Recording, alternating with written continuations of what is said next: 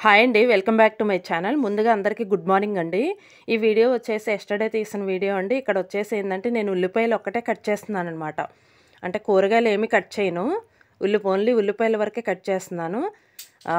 ఏందంటే ఉల్లిపాయలతో కొంచెం పాల కర్రీ చేద్దామని చెప్పేసి, పాలు పోసి చేద్దామని చెప్పేసి ఎక్కువగా ఏందంటే నేను పులుసు కర్రీలే చేస్తానండి.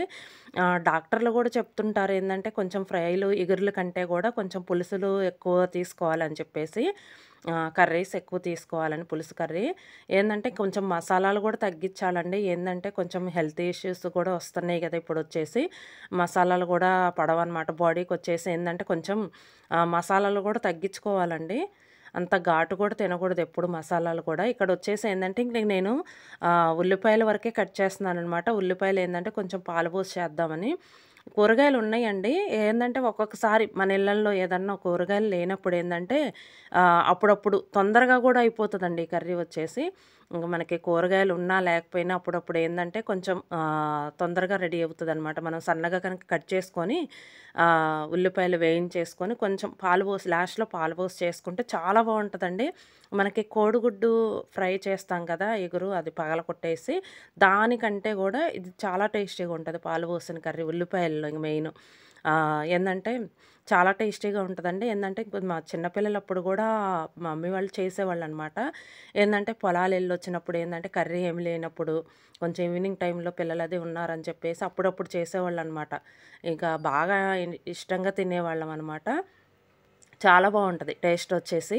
ఇంక నేను కూడా ఏందంటే అప్పుడప్పుడు చేస్తూ ఉంటాననమాట. మామూలుగా అయితే కర్రీస్ వచ్చేసి పులుసు కర్రీలే ఎక్కువ చేస్తాను. అదే మంచిదిలే అని చెప్పేసి. ఇగురు కూరలంటే కొంచెం వేగటానికి కొంచెం ఆయిల్ ఎక్కువ వేస్తాం కదండీ! ఆయిల్ కూడా ఎక్కువ వాడకూడదనమాట. అందుకని చెప్పేసి నేనేందంటే కొంచెం జాగ్రత్తగా ఉంటుంటాననమాట. కొంచెం పిల్లలకి కానీ, మా విషయంలో కానీ. ఇంకా నేను ఎక్కువ పులుసు కర్రీలే చేస్తుంటాను. ఎప్పుడో ఇంకా ఒకసారి అప్పుడప్పుడు ఏందంటే ఇంకా ఫ్రైలు చేస్తుంటాననమాట. కొంచెం ఎక్కువగా కూరగాయలున్నప్పుడు కానీ, అలాంటప్పుడు ఏందంటే ఇంక పిల్లలు కూడా ఏందంటే ఎప్పుడు పులుసులు అని చెప్పేసి అంటారని ఎప్పుడన్నా ఇంకా ఫ్రైలు చేస్తుంటాను.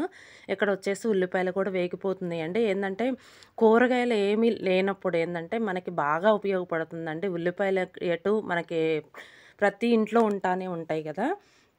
ఇంకా ఉల్లిపాయలున్నప్పుడేందంటే, ఇంక మనం సన్నగా కట్ చేసుకొని, ఇలా వేయించేసుకొని లాస్ట్‌లో ఏందంటే, పాలు పోసి చేసుకుంటే చాలా బావుంటదండి. అసలు మీరు గూడా ట్రై చేయండి ఒకసారి. ఇక్కడొచ్చేసి నేను విడిగా పెట్టాననమాట రైసొచ్చేసి. అంటే కొంచెం రైస్ మిగిలిపోయిందనమాట. ఇక్కడొచ్చేసి ఏందంటే, ఇంక నేను చిన్న గిన్నెలో కడిగి పెట్టాననమాట. అదొచ్చేసి పెద్ద గిన్నె గదండీ రైస్ కుక్కరొచ్చేసి. ఇక్కడేందంటే, ఇంక చిన్న గిన్నెలో కడిగి పెట్టాననమాట. అంత గిన్నె ఎందుకులే అని చెప్పేసి. ఉల్లిపాయలు గూడా వేగుతున్నాయండి. ఇక్కడ నేను కొంచెం సాల్ట్ వేస్తున్నాను. సాల్ట్ వేస్తే తొందరగా మగ్గిపోతాయండి. ఇక సాల్ట్ వేస్తే ఏందంటే తొందరగా మగ్గిపోతాయనమాట. ఇంకా కొంచెం వేగిన తర్వాత వాటరేసేసి లాస్ట్‌లో ఏందంటే ఉప్పు, కారం ఏసేసి పాలు పోస్తాననమాట. చాలా బావుంటదండి మీరు చూద్దురు. ఇక్కడొచ్చేసి రైస్ గూడా ఇంకా రెడీ అవుతుందండి. కొంచెం ఇంక మూత పెట్టేస్తాను నేనొచ్చేసి. ఉడికిపోయింది. ఇంకా దీన్నేందంటే ఇక ప్లేట్‌లోకి తీస్తాను. ఇక్కడొచ్చేసి ఉల్లిపాయలు గూడా రెడీ అయినియి. ఇక్కడ పాలు కూడా పోసాను. ఇదండి వీడియో. ఈ వీడియో గనక మీకు నచ్చితే లైక్ చేయండి, షేర్ చేయండి, సబ్స్క్రైబ్ చేయండి. Thank you for watching.